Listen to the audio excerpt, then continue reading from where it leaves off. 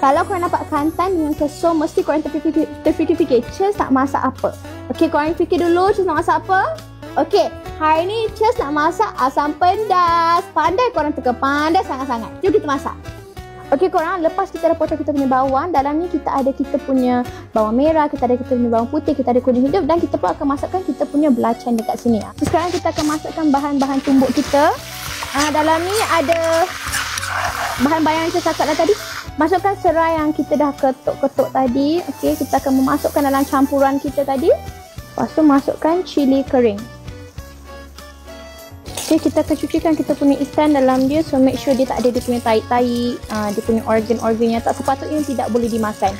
Okay, so tadi kita masukkan kita punya lemak purut. Dan for your information, kita punya daun kantai, kita punya daun kesum tadi, kita farm sendiri tak korang. So kita ada farm kita sendiri kat sini dan kita akan kutip bila kita nak masak.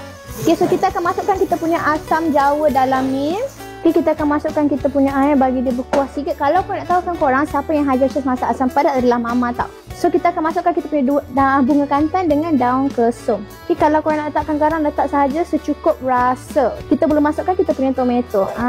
Cantik macam bidadari sugar kita punya asam pedas ni. So kita punya asam pedas dah masak. Korang nak Cheers masak apa lagi kat bawah? Korang cuba komen. Bye bye.